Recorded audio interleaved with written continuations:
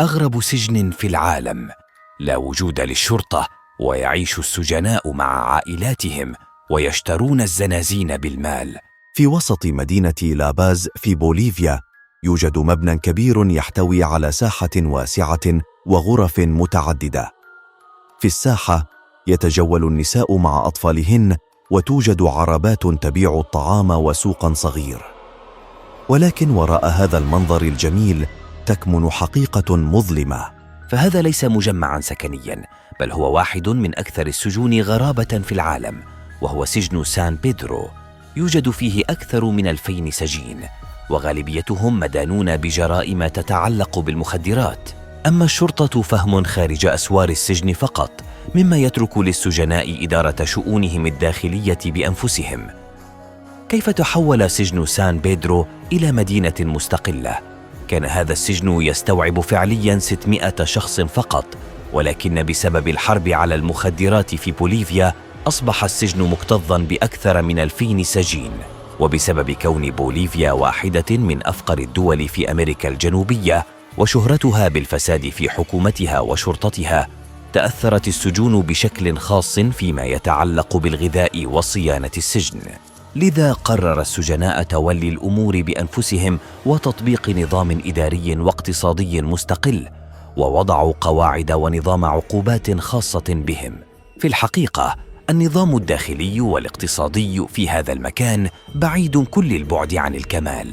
يتم إنتاج المخدرات، تحديداً الكوكايين، بكميات كبيرة داخل السجن، ويتم تجارتها داخل السجن نفسه وخارجه، وتهريب البضائع يومياً من خلال عوائل السجناء الذين يسمح لهم بالدخول للسجن والخروج كما يشاءون، والذين منهم أطفال قصر.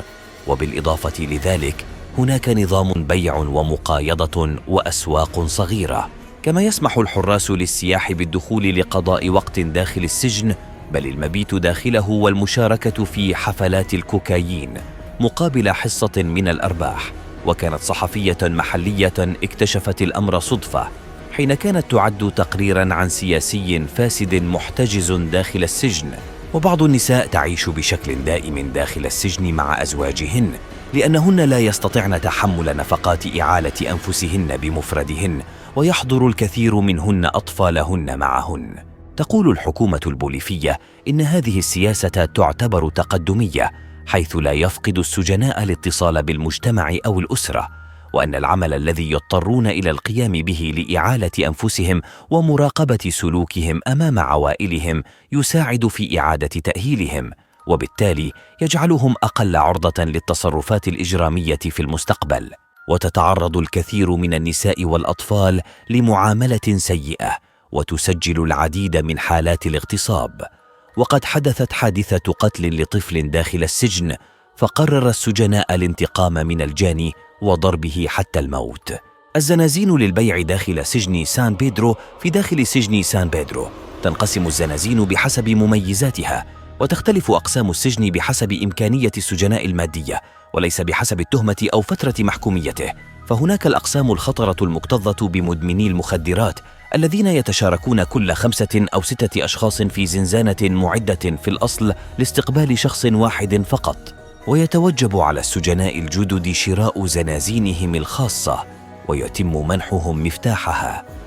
يتم التفاوض على سعر الزنزانة بالدولار الأمريكي مع سجين سابق، وتختلف الأسعار حسب الحجم والجودة والموقع. فمثلاً تكلف الزنازين في الأقسام الفقيرة حوالي 500 دولار، وهناك زنازين خاصة في السجن تعتبر مميزة، حيث تكون محاطة ببوابات خاصة يحرسها سجناء آخرون. يعيش في هذه الزنازين رجال أعمال فاسدون أو سياسيون أو تجار مخدرات يستمتعون بالراحة والترفيه، مثل وجود أجهزة تلفاز والإنترنت وحتى جاكوزي. يعيش السجناء الأثرياء في غرف واسعة ومفروشة بالسجاد والأثاث، وتحتوي على حمامات داخلية وإطلالة على المدينة تشبه الشقق الفاخرة، ويمكن أن تكون تكلفتها حتى 30,000 دولار أمريكي. يمكن للسجناء الأثرياء تجديد زنزانتهم أو بناء زنزانة جديدة، مثل أحد أشهر تجار المخدرات في بوليفيا المعروف باللحية الحمراء، الذي لم يكن راضياً عن حجم زنزانته، لذلك قام بإضافة طابق ثان وتركيب تلفزيون الكابل. سجناء سجن سان بيدرو يرفضون إغلاقه في عام 2013. قررت السلطات في بوليفيا إغلاق السجن ونقل السجناء إلى سجون أخرى بعد تقارير عن حدوث حمل لفتاة تبلغ من العمر 12 عاماً داخل السجن، حيث تعرضت للاعتداء الجنسي من قبل والدها وسجناء آخرين بشكل متكرر.